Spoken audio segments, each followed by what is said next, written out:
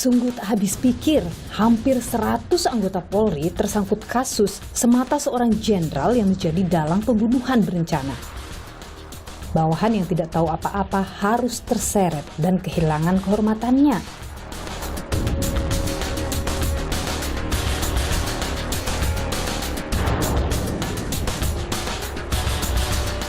Apakah murni hanya karena menuruti perintah? Atau secara sadar bertindak bersama-sama untuk menghapus coreng di wajah sang jenderal? Sebuah tanda tanya besar.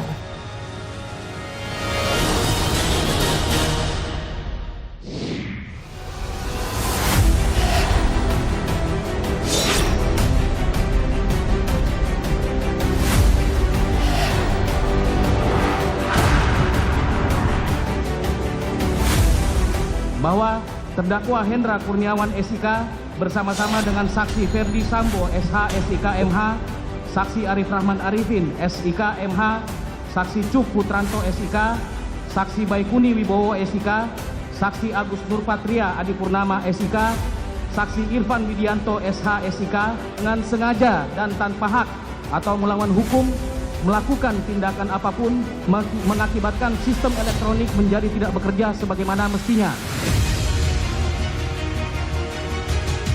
Kalau kita lihat di dakwaan itu, Irfan kemudian bersama-sama dengan Agus Nurpatria kan berada di Duren 3, berkeliling dan melakukan screening. Ini CCTV, ini yang kemudian mau diambil. Benar itu? Ya, itu Hendra kan ambil yang penting-penting aja. Tanpa ada surat tugas kemudian memilih CCTV untuk diambil. Ketika melihat ada kegusaran dalam diri Ferdi Sambo, ketika mengetahui ada yang menyaksikan video itu dan menyebutkan Yosua masih hidup, apakah Hendra tidak bertanya-tanya kenapa ini? Saudara, saya sempat menghubungi istri Brigjen Hendra Kurniawan dan menanyakan terkait dengan apa yang sebenarnya terjadi yang mungkin diceritakan oleh Hendra Kurniawan kepada Sally, istrinya.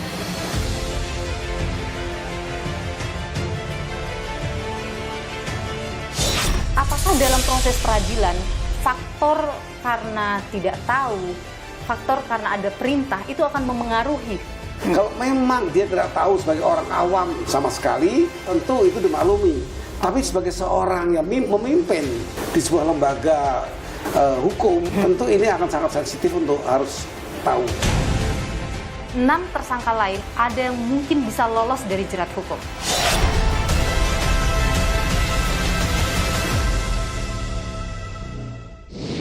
Saudara, peradilan atas perintangan penyidikan kasus pembunuhan Yosua Huta Barat mulai berjalan.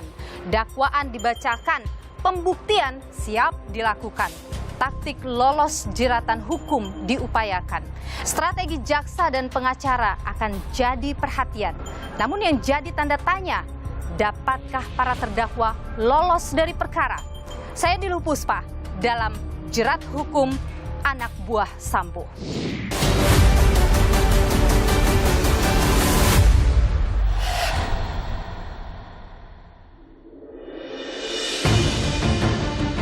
Kasus pembunuhan berencana Brigadir Yosua tak hanya menjerat Ferdi dan Putri Sambo, 2 ajudan serta 1 sopir pribadi.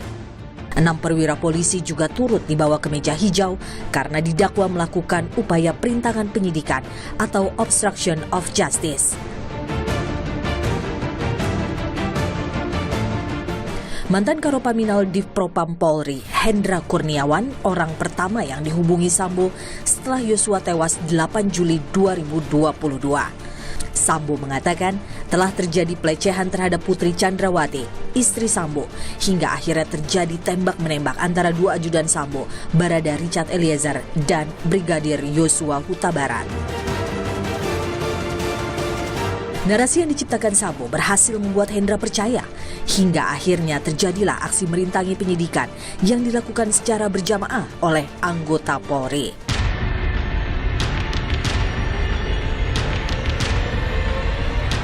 Imbasnya, sejak kasus bergulir, hampir 100 polisi diperiksa. 18 polisi telah menjalani sidang etik dan menerima berbagai sanksi, diantaranya pemecatan, penempatan khusus, dan demosi atau penurunan jabatan.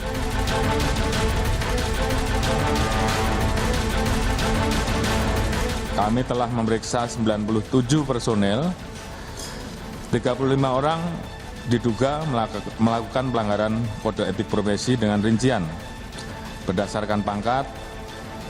Jadi selain pidana ada juga pelanggaran terhadap kode etik. Sementara 7 anggota Polri ditetapkan sebagai tersangka perintangan penyidikan. Mereka kini sedang menjalani sidang di Pengadilan Negeri Jakarta Selatan. Dalam persidangan terungkap bagaimana perintangan penyidikan terjadi. Awalnya Ferdi Sambo memerintahkan Hendra Kurniawan menghancurkan rekaman CCTV. Hendra kemudian menghubungi rekan-rekannya di Divpropam Polri menindaklanjuti perintah Sambo. Agus Nurpatria menelusuri keberadaan CCTV di sekitar tempat kejadian perkara. 20 CCTV ditemukan. Agus memastikan mana CCTV yang harus disembunyikan dan mana penyimpan rekaman yang harus diganti. Arif Rahman Arifin memastikan isi CCTV tidak tersebar. Arif merusak laptop berisi rekaman data CCTV. Cuk Putranto menerima dan menyimpan 3 DVR atau penyimpan rekaman CCTV. Maikuni Wibowo menggandakan dan menghapus data CCTV. Irfan Widianto, peraih Adi Makayasa Akpol 2010, juga ikut terseret. Irfan menerima perintah dari Arif Cahya yang sebelumnya dihubungi Hendra terkait pengamanan CCTV di rumah Ferdi Sambo. Kemudian saksi Ferdi Sambo menyampaikan kepada terdakwa Hendra Kurniawan SIK, Hendra, kamu cek nanti itu adik-adik, pastikan semuanya beres. Kemudian saksi Ferdi Sambo mengeluarkan air mata. Dan terdakwa Hendra Kurniawan SIK berkata, sudah Rif, kita percaya saja. Tanpa tahu apa yang terjadi, para anak buah Sambo lakukan aksi menutupi kasus pembunuhan Yosua. Ikut perintah atasan jadi alasan. Ada apa di baliknya? Niluh cari jawaban.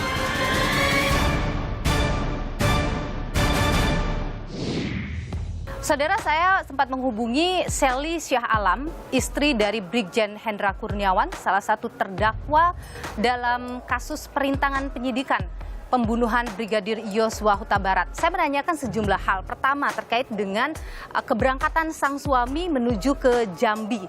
Apa yang terjadi pada saat itu yang mungkin diceritakan oleh Hendra kepada Sally, istrinya. Saya juga menanyakan terkait dengan bagaimana cerita pada saat Hendra menghadap kepada Ferdi Sambo. Apakah Hendra mengetahui pada saat itu bahwa itu adalah sebuah kebohongan yang diceritakan oleh Ferdi Sambo soal pelecehan di Duren 3? Termasuk juga apa reaksi Hendra ketika mengetahui bahwa skenario itu palsu? Saat Hendra memang disebutkan oleh JPU menghadap kepada Ferdi Sambo dan mengatakan dalam video CCTV terlihat Yosua pada saat itu masih hidup. Saya juga menanyakan mengapa Hendra bisa masuk dalam skenario Sambo itu dan dalam tanda kutip tidak melapor ke atasan lebih tinggi mungkin terkait dengan kebohongan itu. Ini saya tanyakan pada Sally, namun sayang sekali Sally tidak berkenan memberikan jawaban kepada saya. Meskipun ia memberikan penjabaran sejumlah hal, tapi ia tidak berkenan untuk dikutip jawaban tersebut. Sehingga saya tidak bisa menampilkan karena sekali lagi saya ada kode etik tentu dalam jurnalisme bahwa harus menghormati apapun keputusan dari para narasumber saya.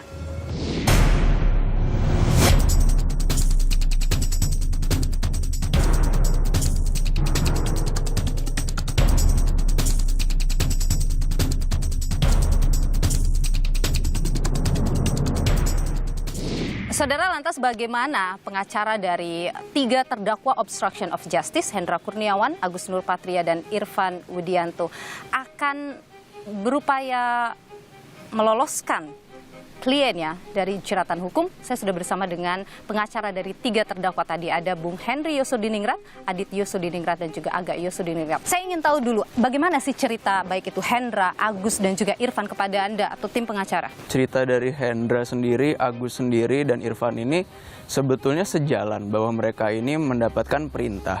Perintah itu langsung dari FS atau Ferdi Sambo.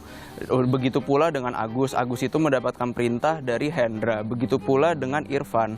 Irfan itu mendapatkan pula perintah dari Agus. Jadi sebetulnya itu merupakan suatu perintah yang berjenjang. Dimulai dari kejadian pada tanggal 8, Itu tuh kejadian waktu setelah kejadian adanya peristiwa yang pada saat itu Ferdi Sambo menyatakan bahwa itu peristiwa tembak-menembak.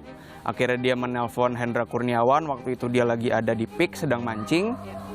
Datang, dan di hari yang sama itu ada juga Irfan yang diajak oleh Ari Cahya pada malam hari itu, tapi dia cuma nunggu di luar. Nggak tahu di dalam ada apa lah. Nah di situ ya Ferdi Sambo bercerita lah sesuai dengan skenario dia bahwa ada peristiwa tembak-menembak. Dari sini Ferdi Sambo ini mengatakan bahwa coba kamu telepon Kaden A, yaitu Agus Nurpatria. Di situ akhirnya dia menelpon Agus Nurpatria untuk mengklarifikasi peristiwa-peristiwa tersebut. Di situ datang, dan juga akhirnya pada hari itu dicek lah, ada Ricky Rizal, ada Eliezer, ada Kuat Maruf, dan PC juga kalau nggak salah, atau saya lupa. Dan yang disampaikan itu pula sama dengan persis versi yang apa disampaikan oleh Sambo. Itu yang membuat Hendra percaya dengan cerita itu? Nggak cuma Hendra, semua yang ke bawah-bawahnya itu akhirnya. Malah ke atasnya juga? Iya, malah ke atasnya juga. Ini agak lompat mungkin hari besoknya apa saya lupa, tapi itu juga ada di dakwaan bahwa Ferdi Sambo ini telah menghadap ke pimpinan, dan pimpinan itu pun menanyakan kepada Ferdi Sambo kan, kamu nembak nggak, Mbo? Nah di situ dijawab oleh Ferdi Sambo, siap tidak, Jenderal. Saya sudah menghadap pimpinan dan menjelaskan pertanyaan pimpinan cuma satu, yaitu kamu nembak nggak, Bo? Dan saksi Ferdi Sambo menjawab, siap tidak, Jenderal. Kalau saya nembak, kenapa harus di dalam rumah? Pasti saya selesaikan di luar. Kalau saya yang nembak, bisa pecah itu kepalanya atau jebol, karena senjata pegangan saya kaliber 45. Dari situ udah mulai terbentuklah kepercayaan oleh orang-orang yang diceritakan oleh Sambo bahwa ini benar terjadi peristiwa tembak-menembak. Dan setelah itu pula akhirnya ya perintah-perintah selanjutnya, kayak ini perintah pertama dari Sambo ke Hendra. Kamu screening dong CCTV yang ada di Duren 3. Ada disampaikan oleh Ferdi Sambo apa tujuan screening itu? Nggak ada perintah eksplisit untuk apa ini, cuma yang ditangkap oleh bawah-bawahnya ini untuk dilakukan penyelidikan dalam rangka adanya peristiwa tembak-menembak. Perintahnya itu untuk dikoordinasikan ke Jakarta Selatan.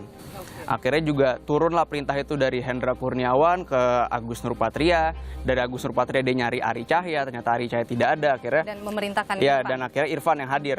Nanti saya kirim anggota saya, hadirlah Irfan di situ.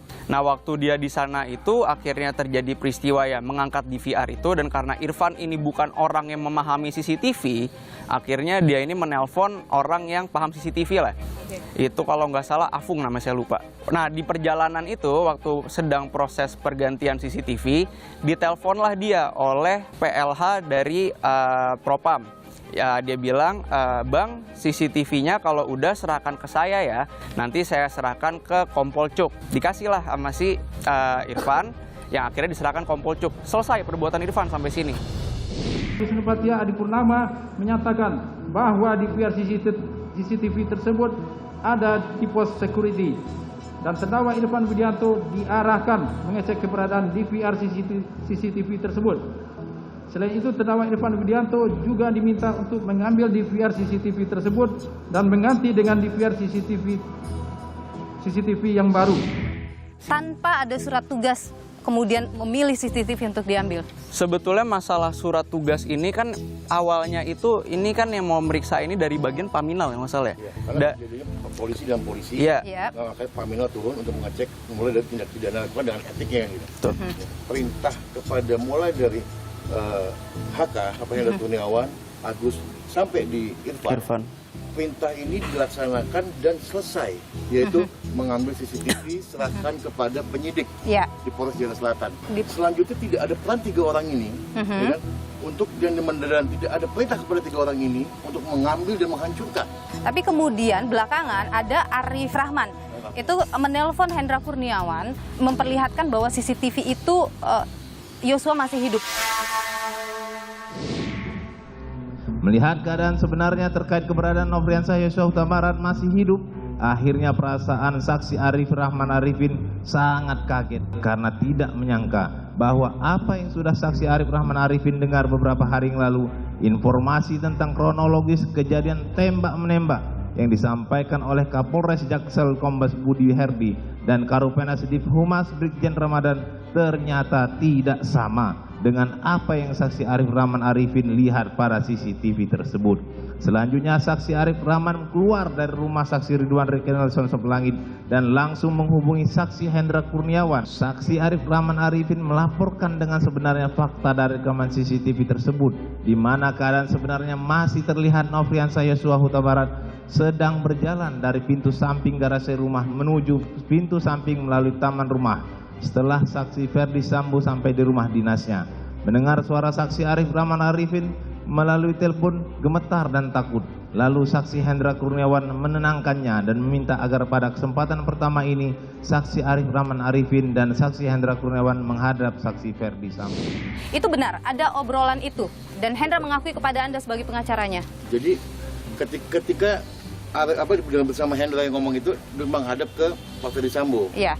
Ada ceritanya agak tuh. Sebetulnya kalau masalah ini saya belum mendalami ya, cuma saya mendapatkan informasi yang belum saya dalami. Kalau saya masih mendalami dari dakwaan, peristiwa itu ada dari dakwaan. Iya, ini dari dakwaan. Iya, dari dakwaan, betul. Saya baru dapat informasi itu tadi pagi bahwa sebetulnya peristiwa ini nggak ada. Peristiwa yang mana yang tidak ada? Peristiwa masalah Arif Rahman dengan Hendra Kurniawan bahwa menghadap ke Sambo, bahwa CCTV ini berbeda lah antara versi Sambo dengan versi yang ini.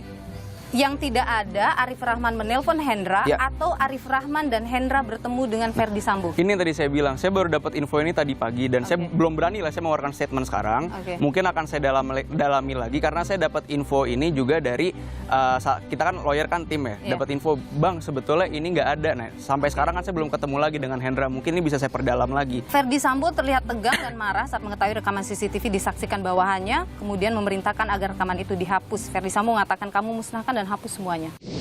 Saksi Ferdi Sambo menjelaskan dengan wajah tegang dan marah. Kemudian saksi Ferdi Sambo meminta saksi Arif Rahman Arifin untuk menghapus dan memusnahkan file tersebut dengan kalimat, kamu musnahkan dan hapus semuanya. Kemudian saksi Ferdi Sambo menyampaikan kepada terdakwa Hendra Kurniawan SIK, Hendra, kamu cek, nanti itu adik-adik, pastikan semuanya beres. Ketika melihat ada kegusaran dalam diri Ferdi Sambo ketika mengetahui ada yang menyaksikan video itu dan menyebutkan Yosua masih hidup, apakah Hendra tidak bertanya-tanya kenapa ini? Atau mencari tahu?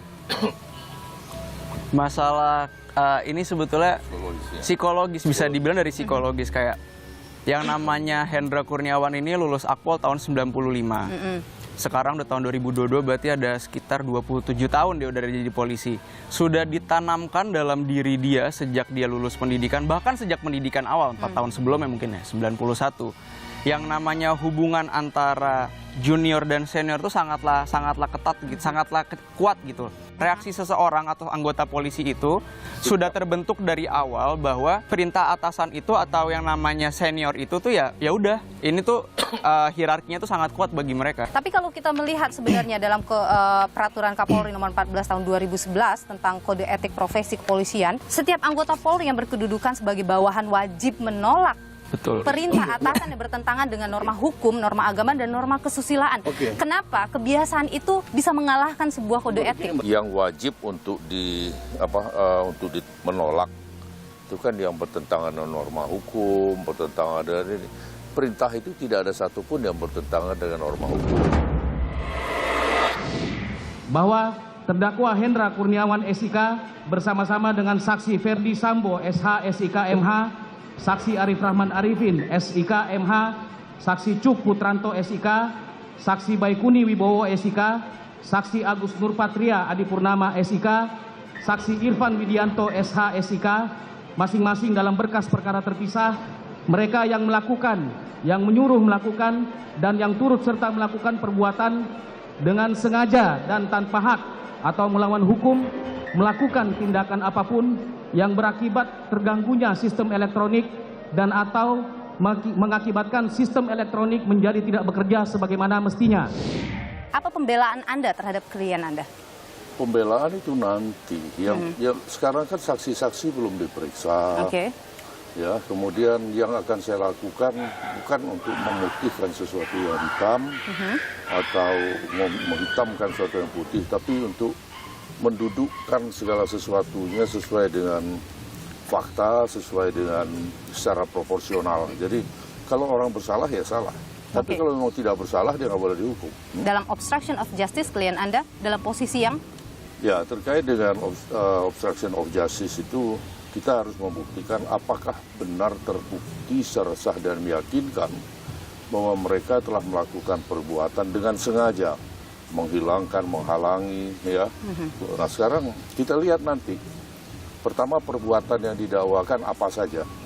Nah, setelah itu apakah perbuatan ini terbukti atau tidak. Kalau perbuatannya terbukti, apakah memenuhi rumusan unsur dari pasal yang didakwakan atau tidak. Semua klien yang saya pegang itu, semua pasal dari dakwaan itu ada unsur yang sangat esensial, yaitu unsur dengan maksud. Prinsip hukum itu apabila salah satu unsur tidak terbukti, tidak terpenuhi, maka ya terdakwa harus dibebaskan dari segala dakwaan dan tuntutan hukuman. Anda bertiga berkeyakinan bahwa ketiga klien Anda akan lolos dari semua dakwaan?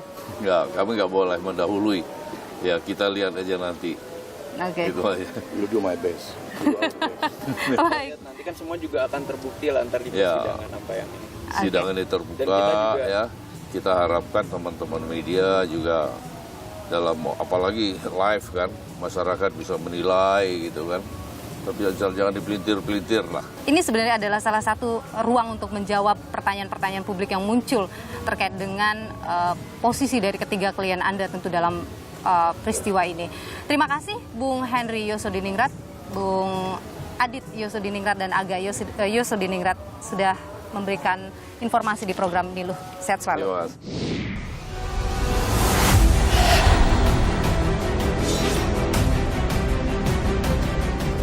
Bahwa terdakwa Hendra Kurniawan SIK bersama-sama dengan saksi Ferdi Sambo SH SIK MH, mereka yang melakukan, yang menyuruh melakukan, dan yang turut serta melakukan perbuatan dengan sengaja dan tanpa hak atau melawan hukum, melakukan tindakan apapun yang berakibat terganggunya sistem elektronik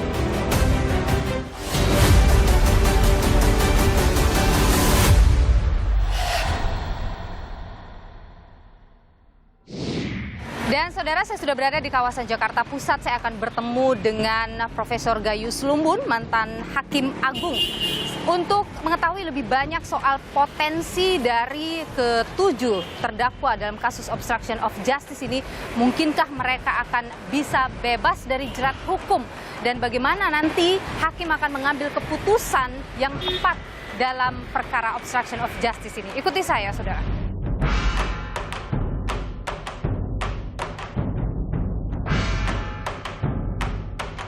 Halo Prof, apa kabar?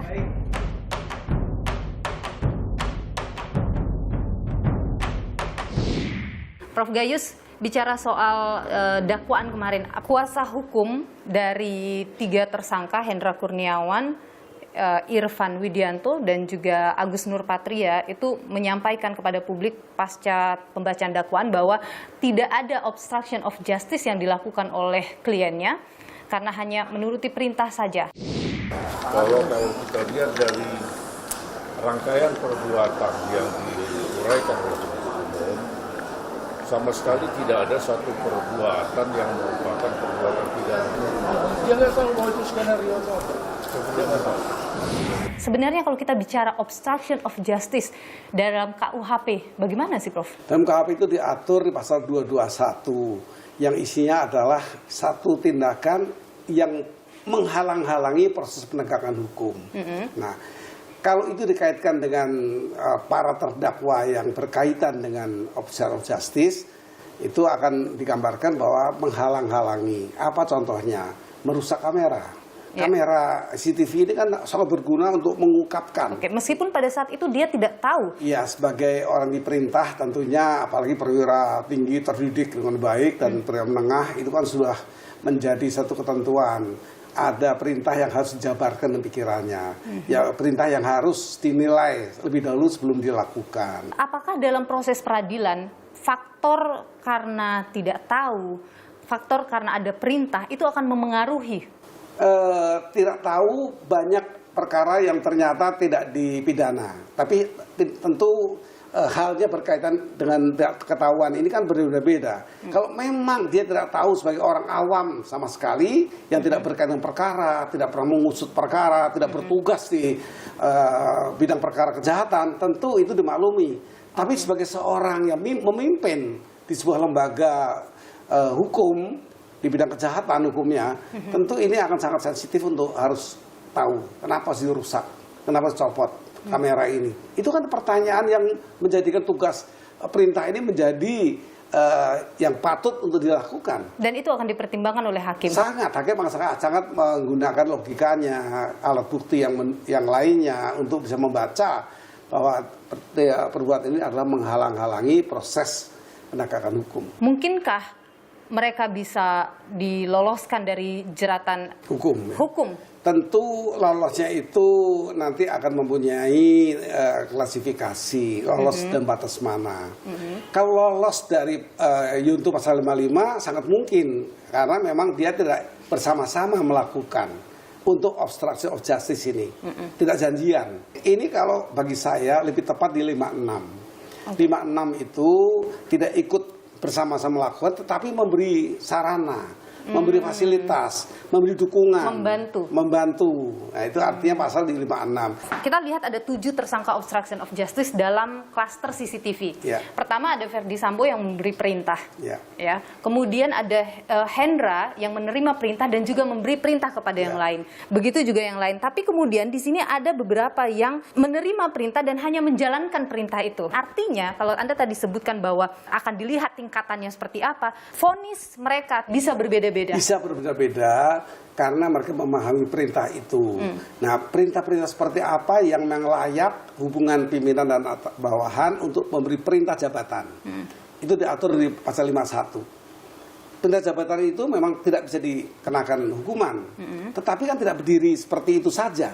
Tidak letter lock, tidak itu bunyinya itu dilaksanakan, tidak. Tentu mengukur perintah jabatan seperti apa yang layak dilakukan. Nah, misalnya dia seorang polisi, tentu sangat peka, apalagi pangkatnya sudah cukup tinggi. Dia peka untuk apa ya? Kok saya diperintah merusak, untuk mencopot, untuk menghancurkan, bahkan untuk merakit kembali dan sebagainya. Itu diungkapkan. Nah, itu tentu menjadi perhitungan hakim. Sesuai tingkatan. Ketika di perintah terakhir itu memang betul-betul dia tidak tahu, ya dia tentu dengan kadar yang berbeda. Tetapi untuk perintah yang cukup mempunyai pengalaman sampai pangkat tertentu, itu tentu hakim juga akan menyadari. Nah, polisi kan bukan pekerjaannya membongkar kamera. Kalau terjadi perintah itu Anda bisa bertanya, untuk apa perintah ini dimintakan? Anda merasa ada yang mungkin bisa lolos dari jerat hukum? Kalaupun ada, itu orang yang betul-betul melakukan perintah jabatan yang tidak mau tahu yang lain, ya. Itu termasuk orang yang tidak ada perhatian dalam jabatannya atau dalam profesinya, dalam kehidupannya, baru bisa dapat bebas. Artinya dari 6 itu Anda yakin tidak akan lolos dari? Dapat dikatakan hampir semua akan terjaring gitu. Kenapa? Sebagai polisi seluruhnya, bahkan perwira menengah, perwira tinggi, dia mesti tahu kalau dia diminta merusak sebuah alat yang sangat berguna untuk membaca kisah itu seperti apa di tempat itu tentu kepekaan di jabatan itu akan memberikan pikirannya menentukan lakukan apa tidak dilakukan. Baik, adu strategi tentu nanti jaksa dan juga pengacara terkait dengan pembuktian terhadap obstruction of justice di pengadilan kita akan nantikan, termasuk juga vonis yang akan diberikan oleh para hakim juga akan menjadi perhatian publik. Prof. Gayus Lumbun, terima kasih atas waktunya bersama dengan Niluh. Sehat selalu, Prof. Terima kasih. Saudara, kasus pembunuhan Brigadir Yosua Huta Barat memang begitu menarik perhatian masyarakat. Bukan hanya karena dilakukan oleh seorang jenderal bintang 2 yang juga merupakan atasan langsung dari Brigadir Yosua Huta Barat, tapi juga karena kasus ini melibatkan begitu banyak anggota Polri. 97 anggota Polri diperiksa dalam kasus ini. Puluhan diantaranya dipastikan terlibat dalam obstruction of justice alias menghalangi penyidikan kasus ini. Dan saudara, ada 3 klaster yang disebutkan oleh Polri dalam kasus penghalangan penyidikan. Yang pertama adalah klaster merusak CCTV atau menghilangkan barang bukti CCTV. Kemudian klaster berikutnya adalah menghalangi penyidikan di TKP, tempat kejadian perkara. Dan yang ketiga, saudara, adalah klaster ketidakprofesionalan dalam menangani perkara pembunuhan Brigadir Yosua Huta Barat. Klaster yang pertama yaitu menghilangkan barang bukti CCTV, ini yang sudah masuk dalam proses hukum. Ada 7 orang tersangka yang kemudian sudah menjalani sidang perdana dan bersiap untuk melakukan sidang pembuktian. Dan saudara, 2 klaster lain sampai saat ini masih belum disampaikan oleh Polri siapa saja yang menjadi tersangka. Dan saudara, untuk mengulik dan menanyakan lebih jauh soal mengapa bisa begitu banyak anggota Polri yang terlibat dalam kasus pembunuhan Yosua Huta Barat ini, termasuk juga apakah setiap anggota Polri benar-benar harus manut pada perintah atasan. Kita tanyakan pada penasehat ahli Kapolri, Irjen Pol Purnawirawan Arianto Sutadi. Sehat selalu, Pak Arianto. Ada banyak sekali puluhan polisi terlibat dalam kasus ini. Kenapa bisa, Pak? Ini contoh ya, bahwa di antara polisi-polisi itu di dalam menegakkan penyidikan itu, kadang-kadang ada juga yang betul baik gitu, tapi ada juga yang menyimpang-nyimpang dikit. Anda mau mengatakan bahwa ini bukan satu-satunya ada proses-proses seperti ini dalam penyidikan polisi? Kasus ini tidak menunjukkan bahwa ini adalah standar polisi seluruhnya, bukan. Ya. Tapi kasus kejahatan atau penyimpangan seperti ini bukan satu-satunya, pasti banyak lagi kasus yang lain, yang kecil-kecil tapi selama ini tidak terekspos. Dan itu kemudian seharusnya tidak boleh ada juga ya, Pak Arianto ya? Ya idealnya nggak boleh, tapi kan kita tadi kembali, polisi tetap jadi manusia juga kan. Makanya itu pimpinan polisi harus terus mengawasi ya. Di samping senang diapresiasi bagus, tapi dia harus terus waspada bahwa di antara mereka yang di lapangan itu ada yang banyak berbuat yang kurang baik, makanya harus diawasi. Apa yang terjadi pada puluhan polisi? Kalau kita lebih kecilkan lagi, yang terjadi pada 6 anggota polisi yang terlibat dalam obstruction of justice ini, itu murni karena memang hanya menuruti perintah atasan saja, atau karena melihat sosok jabatan yang diemban oleh seorang Kadif Propam punya kewenangan besar, bisa menentukan karir seorang Polri, sehingga mereka nurut-nurut saja? Kasusnya yang terjadi kemarin itu adalah suatu tindakan yang dilakukan oleh seorang petinggi Polri yang itu merupakan lambang daripada kedisiplinan Polri. Dia kan polisinya polisi itu, dewanya dewa di polisi lah gitu. Idealnya kan dia harus berbuat yang baik ya itu. Tapi ternyata kemarin tuh dia berbuat khilaf. Sayangnya setelah membunuh itu dia tidak jantan. Dia ingin menghilangkan jejak. Nah, menghilangkan jejaknya itu dia menggunakan panggil anggota-anggota yang loyalis. Jadi ini adalah soal kedekatan saja? Ya, yang dikerahkan itu karena kedekatan. Bukan karena secara formal dia bawah dia. Yang juga jadi perhatian Pak Arianto adalah salah satu anggota Polri yang meraih Hadiah Makayasa 2010 sebagai lulusan terbaik Akpol 2010, Irfan Widianto. Dia kan diperintahkan untuk mengambil CCTV dan itu tanpa surat tugas, tapi dia tetap melakukannya. Kok bisa gitu? Nah, gini, tadinya dia ketika disuruh ngambil CCTV itu kan, dia nggak ngerti. Oh, itu mungkin untuk pengamanan kan gitu kan, perintahnya begitu. Karena pengaruhnya sangat besar pada saat itu gitu. Apakah di dalam internal Polri hal-hal begitu memang tidak bisa ditolak begitu? Aturan mengenai kode etik polisi, kalau dulu kan kita kan mewarisi dari ABRI ya. Di dalam ABRI itu polisi pun, saya dulu AKABRI ya, begitu masuk itu yang dididik adalah patuh pada pimpinan, patuh pada atasan, patuh pada disiplin. Disuruh tidak boleh menolak. Tapi setelah polisi itu lepas daripada ABRI, ada kode etik baru. Jadi bunyinya gini, seorang bawahan harus taat pada atasan.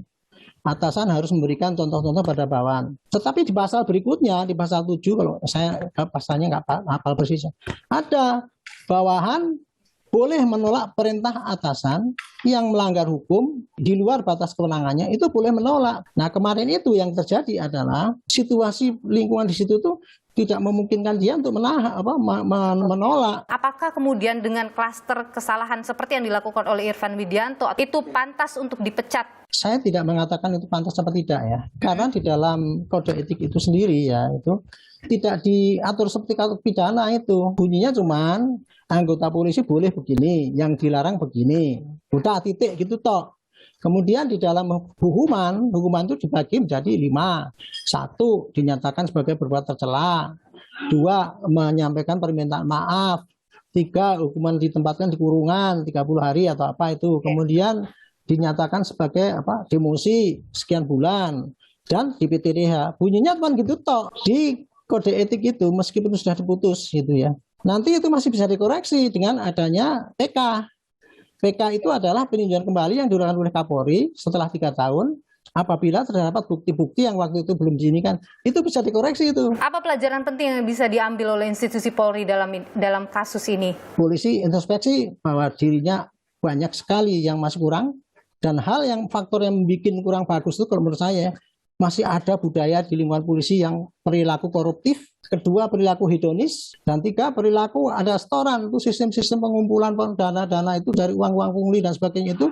Itulah yang bikin polisi itu selama ini sebenarnya kurang baik. Nah ini sekarang semangat besar bersih-bersih itu harus dimulai dari polisi sendiri, tapi juga didorong dari pengawasan luar, yaitu pengawasan masyarakat, dan juga ada instansi yang mestinya bisa mengoreksi apabila ada polisi. Juga. Ya, Kompolnas sekarang ini merupakan satu-satunya lembaga yang mengawasi kinerja polisi. Tetapi sayangnya kalau kita lihat rumusan tugas Kompolnas itu tidak terlalu menggigit. Nah, mestinya Kompolnas itu juga punya kewenangan seperti di negara lain ya. Negara lain itu ada yang mengawasi badan, apabila ada polisi yang melanggar, itu dia tangani itu sehingga dikoreksi dan bisa diperbaiki. Anda mengusulkan agar Kompolnas punya kewenangan itu? Iya, diperkuat untuk itu. Baik, ya. Terima kasih Irjen Pol Purnawirawan Arianto Sutadi, penasehat ahli Kapolri. Sehat selalu, Pak. Amin, terima kasih.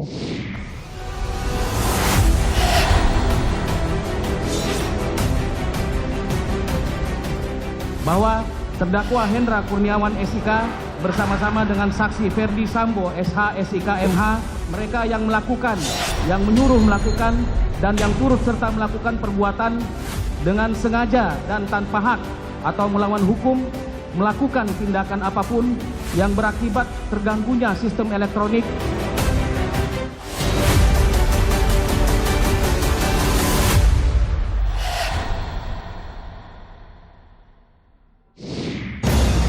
Sidang kasus perintangan penyidikan pembunuhan Brigadir Yosua sedang berjalan.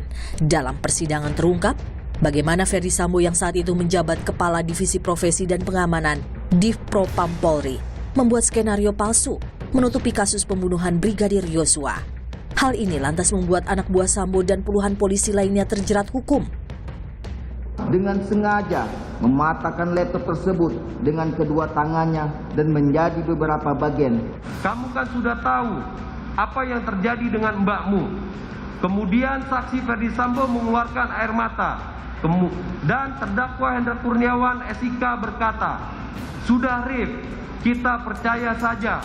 Namun terdakwa Hendra Kurniawan SIK malah turut serta bersepakat dengan saksi Ferdi Sambo dan menyampaikan kepada saksi Arif Rahman Arifin, "Sudah Rif, kita percaya saja."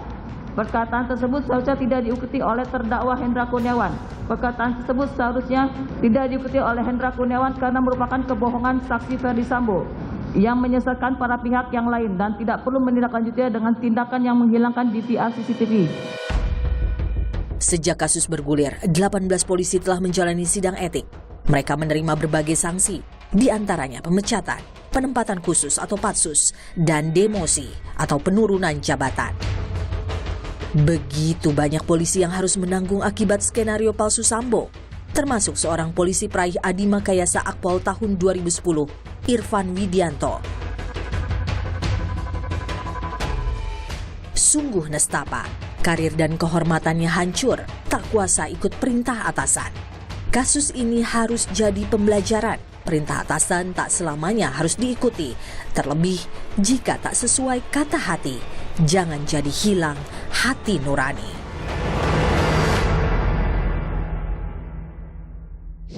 Saudara, menuruti perintah atasan adalah hal yang wajar dilakukan, namun tak bisa dimungkiri perintah tak selamanya benar. Hati nurani harusnya mempertanyakan apakah pantas melakukannya. Apa yang terjadi harus jadi pelajaran besar, tak hanya bagi institusi Polri, tapi seluruh anggota, agar marwah Polri bisa terus terjaga. Saya Diluh Puspa, terima kasih, sampai jumpa.